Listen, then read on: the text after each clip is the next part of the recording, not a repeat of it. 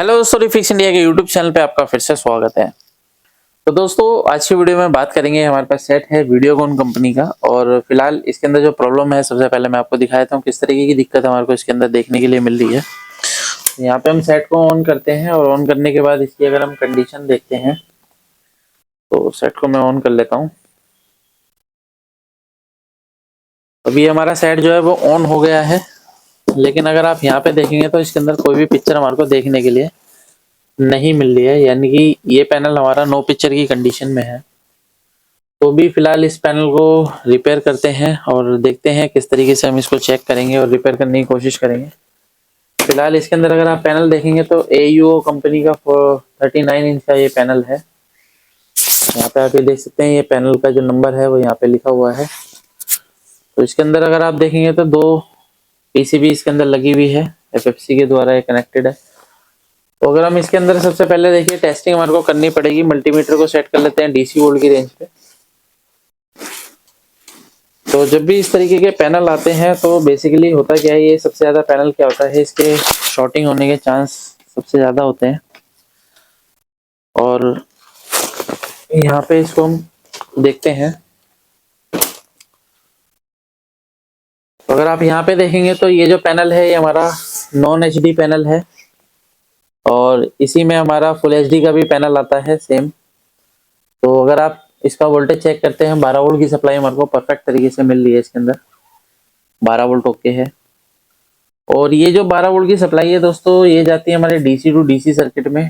तो यहाँ पे अगर हम देखेंगे तो AUO कंपनी की DC टू DC IC इसके अंदर यहाँ पे लगी हुई है।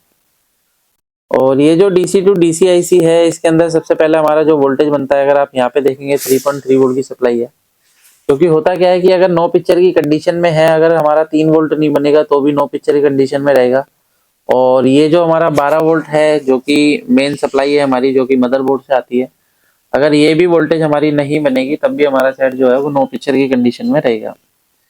तो ये चीज़ चेक करनी हमारी सबसे पहले ज़रूरी होती है। और ये जो मैं वीडियो बना रहा हूँ सभी बिगिनर्स के लिए बना रहा हूँ, जो हमारे ना जितने टेक्नीशियन भाई है, काम को स्टार्ट करना चाहते हैं, अपने काम को आगे बढ़ाना चाहते हैं, तो वीडियो देख के आप काफ़ी काम कर सकते हैं, लेकिन एडवांस नॉलेज के लिए आपको ट्रेनिंग लेनी पड़ेगी। तो आगे अगर हम बोलेंगे, यहाँ पे हमारा जो सप्लाई है वो ओके है। तो इस सप्लाई के बाद अगर हम वोल्टेज चेक करेंगे आगे की, तो जब हमारा ये जो वोल्टेज 3.3 वोल्ट की सप्लाई है, जाती है हमारे टीकॉन IC के अंदर। टीकॉन IC से जो वोल्टेज अगर हम यहाँ पे देखते हैं, तो इनपुट वोल्टेज अगर मैं इसकी चेक करता हूँ, तो देखिए यहाँ पे इस PF पे हमारे को 3.3 वोल्ट मिल रहा है। ये बिल्कुल परफेक्ट है, ओके है। तो ये 3.3 वोल्ट टीकॉन में भी जा रहा है। और रोम IC की पिन नंबर 8 पे अगर मैं देखता हूँ, तो यहाँ पे भी 3.3 वोल्ट हमारा ओके है। और ये काफ़ी सारी वीडियो के अंदर मैंने आपको बताया किस तरीके से हम बेसिक टेस्टिंग करते हैं, क्योंकि जब भी हमारे पास पैनल आता है तो ये बेसिक टेस्टिंग करनी हमारी ज़रूरी होती है। क्योंकि अगर आप ये टेस्टिंग नहीं करोगे, सीधा CKV पे हमला करोगे, तो पैनल रिपेयर होने वाला नहीं है। तो बेसिक टेस्टिंग करनी ज़रूरी होती है। तो अभी क्या है, 3.3 वोल्ट ओके होने के बाद आगे की अगर हम वोल्टेज चेक करेंगे, तो इसके अंदर देखिए यहाँ पे एक सर्किट बना हुआ है जिसको हम बोलते हैं बूस्ट सर्किट। बेसिकली ये जो हमारी DC टू DC IC है, ये हमारे डायोड और कोयल के बीच में एक पल्स जनरेट करती है।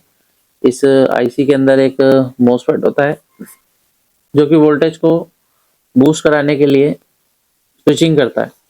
तो यहाँ पे अगर हम देखेंगे तो हमारे को वोल्टेज मिल रहा है 15 वोल्ट, यानी कि 12 वोल्ट की सप्लाई है। तो 12 वोल्ट की सप्लाई जो है हमारी, वो बूस्ट होके 15 वोल्ट बन गई है। तो 15 वोल्ट हमारा बिल्कुल परफेक्ट है। और ये 15 वोल्ट की सप्लाई देखिए दोस्तों, ये जाती है हमारे, अगर आप यहाँ पे देखेंगे तो एक गामा का सर्किट है। गामा सर्किट के अंदर भी ये हमारी AVDD वोल्टेज जाता है।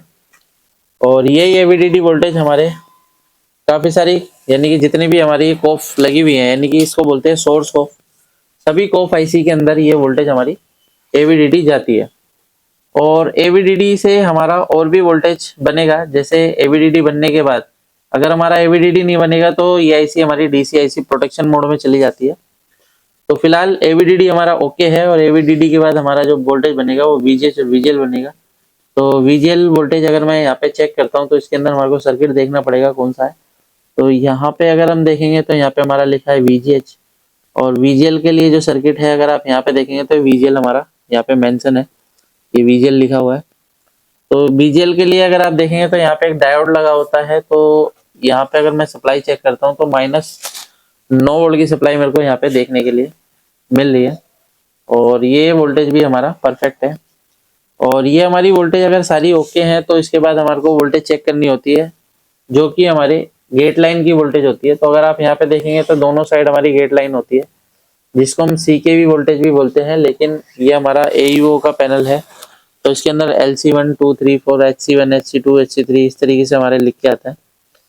तो यहाँ पे अगर मैं वोल्टेज चेक करता हूँ तो ये देखिए हमारा LC1 LC2 पॉइंट है, और उसके बाद हमारा ये HC1 है। तो HC1 पे देखेंगे तो हमें माइनस वोल्टेज जो है वो देखने के लिए मिल रहा है। तो यहाँ पे और आगे देखते हैं तो ये -7 वोल्ट की सप्लाई मिल रही है, और ये आगे देखते हैं तो -7 वोल्ट हमारा HC2 पॉइंट पे मिल रहा है। HC3 पे देखते हैं तो HC3 पर भी हमारे को सेम वोल्टेज मिल रहा है। HC4 पे भी हमारे को सेम वोल्टेज मिल रहा है। HC5 पे भी देखते हैं तो सेम वोल्टेज है, और HC6 पे देखेंगे तो ये भी हमारा सेम वोल्टेज है। तो अभी जो वोल्टेज है हमारी सारी सेम वोल्टेज है, इसका मतलब ये माइनस वोल्टेज है। तो माइनस का मतलब ये है कि हमारी ये जो वोल्टेज आती है वो लेवल शिफ्टर आईसी से निकलती है। तो बेसिकली लेवल शिफ्टर आईसी है हमारी, और इस लेवल शिफ्टर आईसी के अंदर अगर आप देखेंगे तो कई सारी यहाँ पे रेजिस्टेंस लगी हुई है, और रेजिस्टेंस पे अगर मैं वोल्टेज चेक करता हूँ तो देखिए यहाँ पे हमारे को वोल्टेज देखने के लिए मिल रहा है, जो कि -7 है। यहाँ पे भी देखेंगे तो यहाँ पे हमारे को काफ़ी बारीकी से टेस्टिंग करनी पड़ती है, क्योंकि यहाँ पे अगर थोड़ा सा भी शॉर्ट होगा तो हमारी लेवल शिफ्टर आईसी खराब होने के चांस होते हैं। तो अभी लेवल शिफ्टर आईसी जो है हमारी सारी माइनस वोल्टेज निकाल रही है, तो इसका मतलब ये है कि लेवल शिफ्टर आईसी हमारी प्रॉपर तरीके से काम नहीं कर रही है, क्योंकि लेवल शिफ्टर आईसी हमेशा जब वोल्टेज आउट करती है तो पॉजिटिव में वोल्टेज आउटपुट करनी चाहिए, क्योंकि जहाँ तक मैंने पैनलों में सबसे ज़्यादा देखा है पॉजिटिव वोल्टेज ये आउटपुट करती है। बाकी देखते हैं इस पैनल के अंदर और भी क्या निकलता है। तो अभी फिलहाल यहाँ पे हम क्या है इस FFC को निकाल के चेक करते हैं, क्योंकि कई बार क्या होता है शॉर्टिंग हो जाती है, तब भी इस तरीके की दिक्कत मिल सकती है। तो सेट को मैं ऑफ करके एक साइड से ओपन कर देता हूँ, और अभी हम चेक करेंगे कि एक साइड की क्या कंडीशन है, क्योंकि दोनों साइड अगर शॉर्टिंग होगी तो पैनल के अंदर दिक्कत ज़्यादा हो सकती है, रिपेयर करने में उतनी ही प्रॉब्लम आती है। और अगर एक साइड शॉर्टिंग होती है तो मोस्टली रिपेयर हो जाता है, लेकिन उसको भी रिपेयर किया जा सकता है जो दोनों साइड शॉर्टिंग होती है। यहाँ पे देखते हैं तो सेम वोल्टेज हमारे को मिल रहा है जो पहले मिल रहा था, यहाँ पे देख सकते हैं। तो अभी हमारे को सेम वोल्टेज अगर सब पे मिल रही है तो इसका मतलब ये है कि कहीं ना कहीं इधर की साइड शॉर्टिंग भी हो सकती है। तो यहाँ पे अगर हम देखते हैं तो वोल्टेज हमारे को यहाँ पे भी जो है नहीं मिल रही है। तो इसका मतलब ये है कि थोड़ा सा आगे बढ़ते हैं तो यहाँ पे हमारा VGH का पॉइंट है। VGH पॉइंट पे अगर हम वोल्टेज चेक करेंगे तो यहाँ पे वोल्टेज हमें काफी कम नजर आ रहा है। VGH वोल्टेज यहाँ पे कितनी होनी चाहिए, कम से कम 28 से 30 वोल्ट होना चाहिए, बूस्ट वोल्टेज होती है, लेकिन यहाँ पे हमारे को 12 वोल्ट की सप्लाई मिल रही है। इसका मतलब यहाँ पे अगर वोल्टेज बूस्ट नहीं हो रही है तो इसका मतलब ये है कि हमारा पैनल नो पिक्चर की कंडीशन में इसलिए है, क्योंकि ये जो VGH की वोल्टेज है ये जाती है हमारी लेवल शिफ्टर आईसी के अंदर, और लेवल शिफ्टर आईसी के अंदर जब ये वोल्टेज जाएगी तभी हमारा पैनल काम करना स्टार्ट करेगा। तो अभी क्या है कि यहाँ पे अगर हम चेक करते हैं तो देखिए 12 वोल्ट हमारा इस कॉइल के अंदर इनपुट हो रहा है, और इस कॉइल से हमारा डायोड के अंदर जा रहा है 12 वोल्ट, और ये 12 वोल्ट निकल के हमारा यहाँ पे देखेंगे तो ये ट्रैक के द्वारा एक 0 ओम की रेजिस्टेंस लगी हुई है, और यहाँ से हमारा लेवल शिफ्टर आईसी के अंदर ये जा रहा है। तो फिलहाल अगर हमारे को यहाँ पे 12 वोल्ट की सप्लाई मिल रही है तो इसका मतलब ये हमारी सफिशिएंट नहीं है। तो इसके लिए हमारे को थोड़ा सा देखना पड़ेगा कि ये हमारी 12 वोल्ट जो है, पहले हमारे को यहाँ पे थोड़ा सा वोल्टेज को अलग से भी देख सकते हैं फिलहाल तो इसको, लेकिन एक बार हम इसका सर्किट एक बार चेक कर लेते हैं, सर्किट की क्या कंडीशन है। मल्टीमीटर को हम सेट कर लेते हैं कंटिन्यूटी पॉइंट पे, और यहाँ पे क्या है हमारे को चेक करना पड़ेगा कि हमारा जो ये सर्किट है इसके अंदर शॉर्टिंग तो नहीं है। तो यहाँ पे अगर आप देखेंगे तो सभी PF हमारे ओके हैं, रेजिस्टेंस चेक करते हैं ये भी ओके है। आउटपुट में अगर हम देखेंगे तो आउटपुट में भी हमारे PF ओके हैं। ये भी रेजिस्टेंस हमारा ओके है, ये भी ओके है। डायोड को चेक करेंगे तो अगर आप यहाँ पे देखेंगे तो डायोड हमारे को यहाँ पे कहीं ना कहीं शॉर्टिंग दिखा रहा है, देख सकते हैं यहाँ पे हमारे को ये डायोड जो है वो शॉर्ट दिखा रहा है 1 ohms की शॉर्टिंग के साथ। तो पहले हम इस डायोड को निकाल के चेक करते हैं एक बार, क्योंकि डायोड शॉर्ट नहीं भी होता तो भी हमारे को शॉर्ट दिखाता है। कई बार हो सकता है कि हमारी पीसीबी में शॉर्टिंग होती है तो सर्किट में शॉर्टिंग दिखाता है। तो पहले हम इसको निकाल के एक बार चेक करते हैं और क्या कंडीशन है फिर देखते हैं। इसको मैं यहाँ से निकाल लेता हूँ। यहाँ पे अगर आप देखेंगे तो इस डायोड को मैं यहाँ से रिमूव करता हूँ और ट्रैक पे सबसे पहले हम वोल्टेज चेक कंटिन्यूटी चेक करेंगे। तो ये मैंने निकाल लिया है।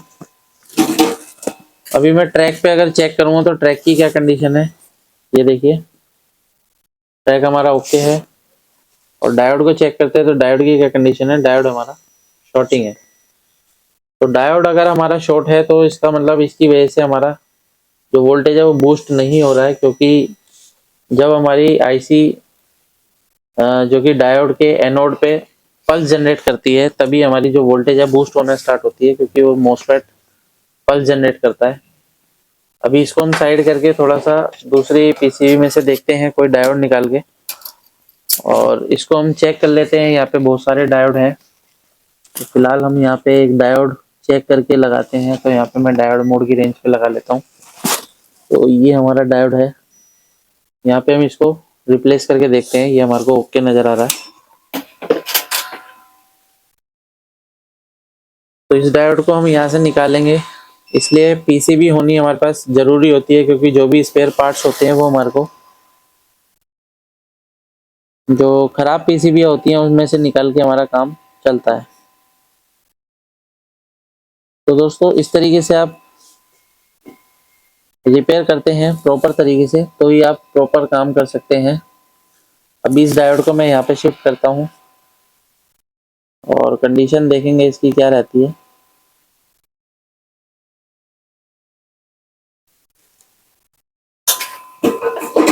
अभी मैंने इस डायोड को देखिए यहाँ पे लगा दिया है, और लगाने के बाद अगर हम इसकी कंडीशन देखते हैं तो यहाँ पे हमारे को वैल्यू देखेंगे तो धीरे धीरे हमारी बढ़ रही है, क्योंकि डायोड अभी हमारा हीटिंग कंडीशन में है। तो देख सकते हैं किस तरीके से हमारी जैसे जैसे टेम्परेचर कम हो रहा है वैल्यू उसकी बढ़ती जा रही है। तो थोड़ा सा इसको टाइम देंगे, क्योंकि एकदम से अगर हम इसको सप्लाई देंगे तो ये भी डायोड हमारा खराब हो सकता है। तो यहाँ पे हमारे को थोड़ा सा टाइम देने की जरूरत है। एक बार सेट को फिर से ऑन करके देखते हैं, मल्टीमीटर को सेट कर लेते हैं डीसी वोल्ट की रेंज पे, और यहाँ पे अगर हम पावर देंगे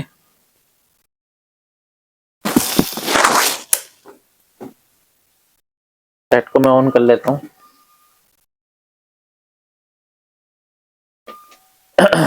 तो यहाँ पे अगर आप देखेंगे सेट को मैंने ऑन कर दिया है। अगर हम इसकी वोल्टेज एक बार चेक करते हैं क्या वोल्टेज हमारे को यहाँ पे मिल रहा है, तो यहाँ पे देखेंगे 29 वोल्ट हमारे को परफेक्ट मिल रहा है। तो 29 वोल्ट परफेक्ट होने के बाद यानी कि हमारी जो प्रॉब्लम थी यहाँ पे अभी सॉल्व हो चुकी है।